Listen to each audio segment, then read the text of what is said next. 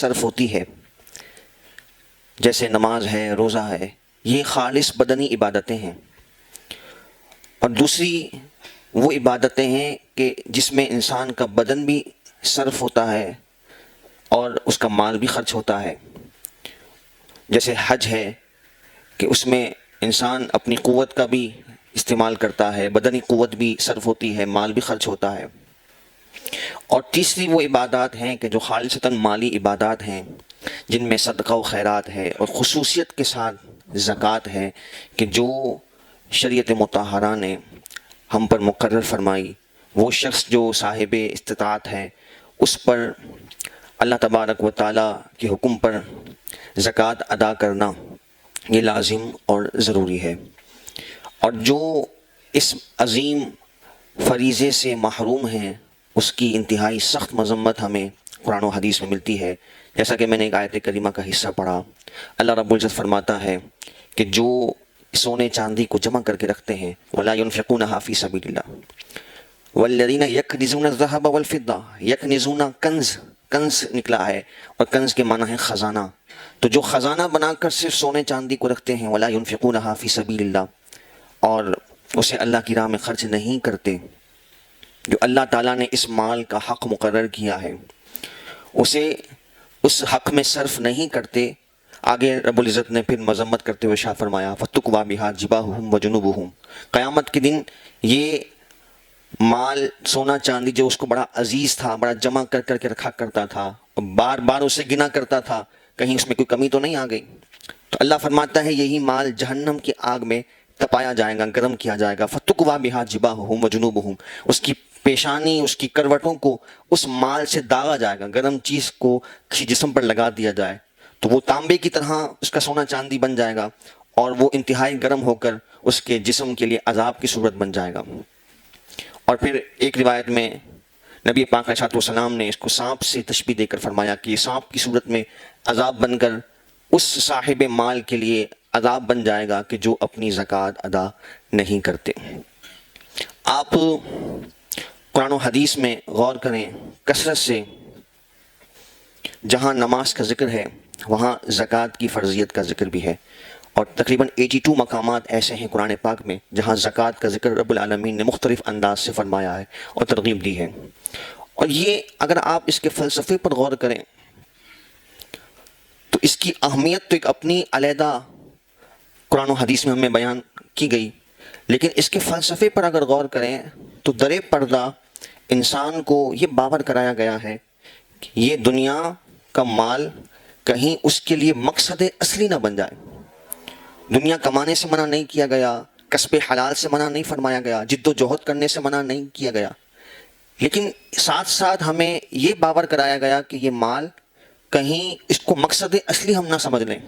کہ صرف اس کو جمع کیا، اس کی تگودوں میں دن رات ایک کیے، حلال و حرام کی تمیز کو چھوڑ دیا، اور پھر اس مال کو جمع کرنے کے بعد اسے اللہ تعالیٰ کی نافرمانیوں میں خرچ کرنا شروع کر دیا۔ تو اس مائنڈ سیٹ کی شریعت مطہرہ نے مذمت کی ہے، اور انسان کے دل کو اس مال کی محبت میں مبتلا ہونے سے منع کیا ہے۔ مال کمانا منع نہیں ہے، کسب حلال ضروری ہے، اور دوسروں کے آگے ہاتھ پھیلانے کو بڑی شدت کے ساتھ قرآن و حدیث میں منع فرمایا گیا۔ تو یہ تمام چیزیں ہمیں یہ پیغام دیتی ہیں کہ قرآن مجید فرقان حمید عزت نفس بھی عطا کرتا ہے، احادیث طیبہ ہمیں ایک باوقار زندگی کا سلیقہ بھی سکھاتے ہیں، لیکن اپنے آپ کو اس دنیا کی رنگینیوں میں مگن کر کے اللہ کی نافرمانی میں مبتلا ہونا یہ شریعت مطہرہ نے پسند نہیں فرمایا۔ پھر دیکھیے کہ ایک انسان کی انفرادی حیثیت ہوتی ہے اور ایک سماجی اور معاشرتی حیثیت ہے، تو معاشرتی حیثیت میں زکوٰۃ کتنی اہم ہے، اور اس سے معاشرے کس طرح سے اپنے معاملات کو سنوارنے میں کامیاب ہو سکتے ہیں، اس حوالے سے حضرت علی مرتضیٰ کرم اللہ تعالیٰ وجہہ الکریم کا فرمان بڑا عالی شان ہے۔ آپ نے بڑا ایک شاندار جملہ ارشاد فرمایا تھا، آپ فرماتے تھے کہ اگر تم کسی معاشرے میں غربت دیکھو تو سمجھ جانا کہ اس معاشرے کے امیر لوگ زکوٰۃ سے ادا نہیں کرتے، یعنی اگر زکوٰۃ کا نظام درست ہو جائے تو یہ اللہ تبارک و تعالیٰ کی طرف سے اتنا شاندار سسٹم ہے کہ جو معاشرے کے غرباء اور مساکین کے لیے نئی زندگی کا ذریعہ بن سکتا ہے اور ان کو اپنے پیروں پر کھڑا کر سکتا ہے اگر صحیح طور پر اس فریضے کی اہمیت کو ہم سمجھیں اور مستحق تک خود پہنچنے کی کوشش کریں۔ یہ بھی بہت ضروری ہے۔ کسی ادارے کو زکوٰۃ دے دینا، یہ بھی اگر وہ شریعت کے تقاضوں کے مطابق زکوٰۃ دیتے ہیں تو شرعی اعتبار سے درست و جائز تو ہے، لیکن اس سے بڑھ کر کمال یہ ہے کہ اگر کوئی مستحق کو ہم خود ڈھونڈیں اور واقعتاً کوئی سفید پوش ہے اور حاجت مند ہے تو ہم اس تک پہنچیں، خود ہم تگودو کریں اور اس فریضے کی اہمیت کو اور اس کی مقصدیت کو ذہن میں رکھتے ہوئے ہم تگودو کریں، محنت کریں۔ اور پھر آپ اپنے تسکین قلبی کا وزن کر کے دیکھیے گا کہ اللہ تعالیٰ نے اس مالی عبادت میں کیسی جاذبیت رکھی ہے، کیسے فوائد رکھے ہیں، اور پھر اللہ تبارک و تعالیٰ اس کی برکات آپ کو زندگی میں بھی عطا فرمائے گا اور ثواب کی صورت میں بھی رب العالمین نے وعدہ فرمایا ہے۔ تو اس فریضے کی اہمیت کو یوں بھی ہم ذہن نشین رکھیں کہ جب حضرت سیدنا صدیق اکبر رضی اللہ تعالیٰ عنہ کا دور خلافت آتا ہے اور ہم آپ کے سیرت کے، آپ کی خلافت کے واقعات کو جب پڑھتے ہیں تو منکرین زکوٰۃ کا ہمیں فتنہ اٹھتا ہوا نظر آتا ہے، اور اس وقت حضرت سیدنا صدیق اکبر رضی اللہ تعالیٰ عنہ نے ایک سٹینڈ لیا تھا۔ آپ نے کہا تھا کہ جو زکوٰۃ کے منکر ہیں میں ان کے خلاف علم جہاد کو بلند کروں گا۔ تو صحابہ نے عرض کی امیر المؤمنین یہ تو کلمہ پڑھتے ہیں، یہ تو لا الہ الا اللہ محمد رسول اللہ پڑھنے والے لوگ ہیں، آپ ان کے خلاف علم جہاد بلند کریں گے؟ سیدنا صدیق اکبر رضی اللہ تعالیٰ عنہ نے تاریخی جملہ ارشاد فرمایا تھا۔ آپ نے فرمایا تھا کہ جو نماز اور زکوٰۃ میں فرق کرتا ہے،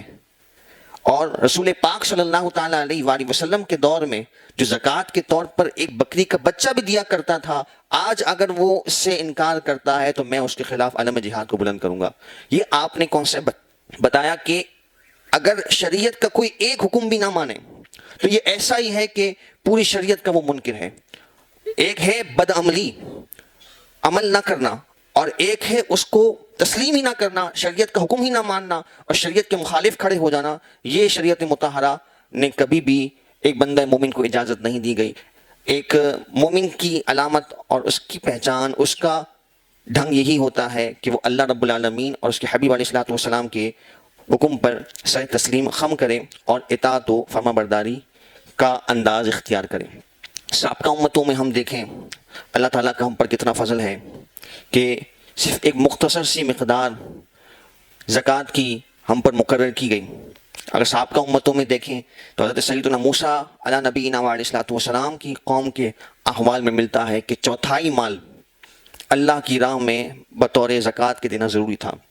شریعت مطہرہ میں بھی دیکھیں نبی پاک علیہ الصلوۃ والسلام نے ابتدائی اسلام میں جو حکم ارشاد فرمایا، قرآن پاک نے اس کو بیان کیا، یسألونک ماذا ینفقون، اے محبوب آپ سے وہ سوال کرتے ہیں وہ کیا خرچ کریں، تو حضور علیہ السلام کو فرمایا گیا کہ آپ ان سے فرما دیجئے قل العفو، جو بھی زائد مال ہے تمہاری ضروریات سے ہٹ کر جتنا بھی زائد مال ہے، یعنی مثال کے طور پر انسان کی آمدنی اگر 10,000 روپے ہے اور اس کا خرچہ 2,000 روپے، صرف مثال ہم لے لیں تو باقی سارے کے سارے 8,000 روپے اسے اللہ کی راہ میں خرچ کرنے ہوتے ہیں، لیکن اللہ تعالیٰ نے کتنی آسانی فرما دی کہ صرف کل مال میں سے 2.5% اللہ تبارک و تعالیٰ کی راہ میں دینے کا ہمیں حکم دیا گیا، اور وہ کل مال بھی اللہ تبارک و تعالیٰ ہی نے ہمیں عطا کیا۔ وہ نہ چاہے تو سارا مال ہم سے سلب کر لیا جائے، تو سارا مال بھی اللہ تعالیٰ کا عطا کیا ہوا ہے۔ پھر رب کتنا کریم ہے کہ اسی کے دیے ہوئے مال میں سے جب اس کی راہ میں ہم خرچ کرتے ہیں تو اللہ تبارک و تعالیٰ مال میں اضافے کی ضمانت بھی عطا فرماتا ہے اور ثواب کی ضمانت بھی عطا فرماتا ہے، اور پھر اس سے جو ایک سماجی اور معاشرتی بہتری کا بہترین سسٹم رب العالمین نے ہمیں عطا فرمایا، اس کا کوئی متبادل نہیں ہے۔ آپ ٹیکسیشن کا جتنا بھی یہ نظام ہے اس پر غور کر کے دیکھ لیں کہ اس میں ہمیں جا بجا ایسے قوانین نظر آتے ہیں کہ جو ہمارے لیے اور پورے معاشرے کے لیے باعث نقصان اور ظلم کا سبب اور ذریعہ بن جاتے ہیں۔ تو سابقہ امتوں میں اللہ تبارک و تعالیٰ نے زیادہ مقدار میں رکھا، اس امت پر اور آسانی فرمائی گئی، اور سابقہ امتوں کے احوال میں جب ہم دیکھتے ہیں جو ہمیں قارون کا واقعہ ملتا ہے قرآن پاک میں، بڑا تفصیل سے اللہ رب العزت نے ان واقعات کو بیان کیا کہ ایک وہ شخص قارون کہ جو رشتے میں حضرت موسیٰ علیہ السلام کا چچا زاد بھائی ہے، موسیٰ علیہ السلام کا کزن ہے، اور توریت بڑے بہترین انداز میں پڑھنے والا ہے۔ پورے واقعے قرآن نے تفصیل سے بیان کیا، سارے اس کے احوال کو بیان کیا کہ پہلے وہ کتنا عاجز و انکسار تھا، اس کے واقعے کو بیان کر کے نصیحت کی گئی کہ پہلے وہ عاجز و انکسار شخص تھا، منکسر المزاج تھا، بڑے ادب سے سب سے ملتا، توریت کا بہت اچھا تلاوت کرنے والا تھا. اور پھر موسیٰ علیہ السلام سے ہی وہ درخواست کرتا ہے کہ آپ اللہ کی بارگاہ میں میرے لیے مال کی دعا کریں. حضرت موسیٰ علیہ السلام دعا فرماتے ہیں، اللہ تعالیٰ مال میں برکت عطا فرماتا ہے. تفصیلی واقعات ہیں، اتنی برکت ہو جاتی ہے کہ کئی جانور صرف اس کے خزانوں کی چابیاں لے کر اس کے ساتھ ہر وقت گھوما کرتے تھے. کئی سواریاں اس نے اس لیے مقرر کی ہوئی تھیں، اور ایک لشکر لے کر وہ ہر وقت چلتا تھا، اپنی شان و شوکت کو ظاہر کرتا تھا. اور پھر اب اس کے مزاج بھی بدل گئے، اس کے بات کرنے کا انداز بھی بدل گیا، تکبر آ گیا، اور غریبوں کو، مساکین کو وہ نیچا دکھانے لگا، ان سے بد تہذیبی کرنے لگا. خود حضرت موسیٰ علیہ السلام سے اس نے بد کلامی کی، آپ کی بے ادبی کی، جس کا ذکر قرآن مجید فرقان حمید نے کیا. تو یہ بھی مال کے خرافات میں سے ہے. اور جب حضرت موسیٰ علیہ السلام نے زکوٰۃ کے لیے قاصد مقرر کیا، اب آپ صاحب شریعت تھے، نبی کی شان نرالی ہوتی ہے. ویسے میں نے عرض کیا کہ 1/4 مال کی زکوٰۃ بنتی تھی، لیکن آپ نے اللہ کے حکم سے اس پر آسانی کرتے ہوئے 1000واں حصہ، یعنی اگر 1000 روپے ہیں تو 1 روپیہ اس کو زکوٰۃ دینے کا حکم دیا. لیکن اس کا مال پھر بھی اتنا تھا کہ اس نے اس زکوٰۃ کے حساب کو جب دیکھا تو وہ اس زکوٰۃ کی ادائیگی پر آمادہ نہیں ہوا. اس نے یہ نہیں سوچا کہ باقی 999 جو اللہ نے حصے مجھے عطا فرمائے وہ بھی اللہ تعالیٰ ہی کے عطا کردہ ہیں، اور پہلے میرے پاس کچھ بھی نہیں تھا لیکن اللہ نے مجھے عطا فرمایا. اسے وہ ایک حصہ دینے میں یوں سمجھ لیجیے موت پڑ رہی تھی، اور وہ نبی کے مقابل آ گیا اور نبی کے احکامات کی مخالفت پہ اتر آیا. یہی کانسیپٹ جو قرآن مجید فرقان حمید نے دیا ہے کہ جو اللہ تعالیٰ نے عطا کیا ہے اس کی طرف ہماری توجہ ہو، اور یہ ہماری گویا کہ توجہ کا مرکز بن جائے کہ اللہ تبارک و تعالیٰ ہی عطا کرنے والا ہے، اسی کا فضل ہے. اگر وہ اپنا فضل روک دے تو ہم پھر سے محتاجی کا شکار بھی ہو سکتے ہیں. اللہ رب العالمین کبھی ایسا بھی ہوتا ہے کہ کوئی نافرمانی کے ڈگر پر چلتا رہے اور ہم دیکھیں کہ اس کی زندگی میں کوئی فرق واقع نہیں ہو رہا، اور بظاہر ایسا بھی محسوس ہو کہ وہ اور بلندیوں پہ جا رہا ہے، لیکن جب کوئی بلندیوں پر زیادہ چلا جائے تو پھر جب اسے چوٹ پڑتی ہے یا جب وہ زمین پر آ کر گرتا ہے تو اس کے زخم اور گہرے ہو جاتے ہیں. تو یہ بھی اللہ تبارک و تعالیٰ کی طرف سے امتحان ہے، آزمائش ہے. تو اللہ تبارک و تعالیٰ کی راہ میں خرچ کرنے میں کبھی بھی انسان اپنے سینے کو تنگ نہ کرے، اور یہ اعتماد رکھے کہ جو نبی پاک علیہ السلام نے قسم ارشاد فرمایا تھا کہ صدقہ دینے سے مال کم نہیں ہوتا، اور 700 گنا، اور پھر واللہ یضاعف لمن یشاء، اللہ جس کے لیے چاہے جتنا چاہے بڑھا دے. تو جب اللہ تبارک و تعالیٰ کی طرف سے وعدہ موجود ہے، قرآن میں اللہ فرماتا ہے الشیطان یعیدکم الفقر ویأمرکم بالفحشاء، شیطان تمہیں فقر و فاقے سے ڈراتا ہے کہ اللہ کی راہ میں اگر دے دیا تو مال کم ہو جائے گا، جبکہ واللہ یعیدکم مغفرۃ منہ وفضلا، اللہ تعالیٰ تم سے مغفرت کا، اپنے فضل کا وعدہ فرماتا ہے، یعنی مغفرت بھی عطا فرمائے گا اور مال میں برکت کی صورت میں اللہ تعالیٰ فضل بھی فرمائے گا. تو جب اللہ کی طرف سے یہ وعدہ موجود ہے، نبی پاک علیہ السلام کی اس کی ضمانت موجود ہے، تو پھر ایک بندہ مومن اس معاملے میں اللہ تبارک و تعالیٰ کی نافرمانی نہ کرے. اور پھر یہ بھی اسے ریئلائز کرنا چاہیے کہ جب اس سے مال کا میل فرمایا گیا تو پھر یہ کبھی بھی ہمارے لیے خیر اور برکت کا باعث نہیں ہو سکتا. نبی پاک علیہ السلام نے فرمایا حسنوا اموالکم بالزکوٰۃ، اپنے مال کو زکوٰۃ ادا کر کے مضبوط قلعوں میں بند کر لو، مضبوط قلعوں میں اپنے مال کو زکوٰۃ ادا کر کے بند کر لو. یعنی اللہ تعالیٰ نے اسے مال کے محفوظ کرنے کا ذریعہ اور سبب بنایا. قرآن مجید فرقان حمید میں اللہ رب العزت نے ایک اور واقعہ ایک شخص کا بیان کیا، ثعلبہ کا. وہ آتے ہیں نبی پاک علیہ السلام کے پاس، اور انہوں نے آ کر یہ کہا کہ آپ اللہ تعالیٰ سے یہ دعا کیجیے کہ اللہ تبارک و تعالیٰ میرے مال میں برکت عطا فرمائے. اور نبی پاک علیہ السلام نے انہیں تلقین فرمائی کہ جتنا مال اللہ تبارک و تعالیٰ نے عطا فرمایا ہے، حضور علیہ السلام نے بڑا تاریخی جملہ ارشاد فرمایا کہ تھوڑا مال جس پر اللہ تبارک و تعالیٰ صبر و شکر عطا فرمائے اس کثیر مال سے بہت بہتر ہے کہ جو انسان کو ناشکرہ بنا دے. لیکن اس ثعلبہ کو بات سمجھ نہیں آئی، اس نے ضد کی، تکرار کی اور دوبارہ دعا کرنے پر اصرار کیا. نبی پاک علیہ السلام نے دعا فرما دی. اب نبی پاک علیہ السلام کی دعا کی برکت سے مال میں اتنی برکت ہو گئی، اتنی کثرت ہو گئی کہ پہلے وہ مدینہ منورہ میں رہتا تھا، پھر اس کے جانور اتنے بڑھ گئے، اتنا غلہ اس کا بڑھ گیا کہ جو اس کی جگہ تھی وہاں رکھنا ممکن نہیں تھا، وہ مدینے سے باہر چلا گیا. تو پہلے ہر نماز میں حاضری ہوتی، پھر اس وجہ سے مدینہ سے دور ہو جانے کی وجہ سے نبی پاک علیہ السلام کے پاس کبھی ہفتے میں کبھی 2 دن میں ایک بار حاضری ہوتی. اور پھر نبی پاک علیہ السلام نے جب زکوٰۃ کے لیے قاصد روانہ کیا تو اس شخص نے زکوٰۃ کی ادائیگی سے منع کر دیا، کہا میں سوچ کر بتاؤں گا. اور پھر جب بعد میں پشیمانی ہوئی اور آ کر نبی پاک علیہ السلام کو مال پیش کرنا چاہا تو نبی پاک علیہ السلام نے فرمایا کہ مجھے اللہ تبارک و تعالیٰ کی بارگاہ سے منع ہو گیا کہ اس سے مال نہ قبول کیا جائے. تو یہ اللہ تعالیٰ کی طرف سے محرومی کا ذریعہ اور سبب بھی بن جاتا ہے. پھر جو دیکھیے قرآن مجید فرقان حمید نے جہاں اس واقعے کو بیان کیا وہاں اس کے کلمات کو کوٹ کیا اور اس نے کہا کہ لئن آتانا اللہ من فضلہ لنصدقن، کہ اگر اللہ تعالیٰ ہمیں اپنے فضل سے مال عطا کر دے تو ہم ضرور صدقہ کریں گے. تو مال کی تمنا اس خواہش پر کہ صدقہ و خیرات ہم کریں گے، اور دل میں مال سے محبت ایسی راسخ ہو جائے کہ پھر انسان اللہ تعالیٰ کی بارگاہ سے دور ہو جائے تو یہ انسان کی ہلاکت و بربادی کا سبب ہے. تو نبی کریم علیہ السلام کے ظاہری دور مبارک میں حضور نے ان سے جب مال طلب نہیں کیا تو حضور کے وصال ظاہری کے بعد حضرت سیدنا صدیق اکبر رضی اللہ تعالیٰ عنہ اور حضرت فاروق اعظم رضی اللہ تعالیٰ عنہ کے دور میں بار بار انہوں نے اپنا مال پیش کرنا چاہا، لیکن دونوں احباب نے، دونوں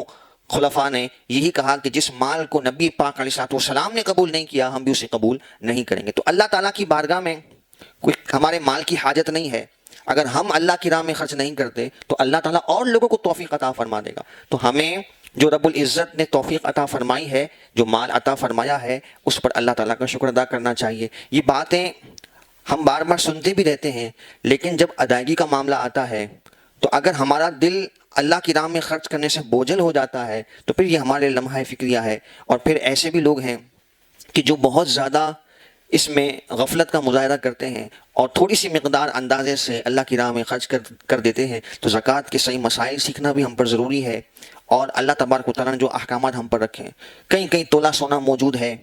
اور لاکھوں میں اثاثہ جات موجود ہیں، لیکن زکوٰۃ کا جب معاملہ آتا ہے تو تھوڑی سی مقدار اندازے سے زکوٰۃ نکال کر وہ راہ فرار اختیار کرنا چاہتے ہیں. تو یہ اسلوب، یہ طریقہ، یہ اللہ تبارک و تعالیٰ کے احکامات کے خلاف ہے. تو اس حوالے سے اپنے آپ کو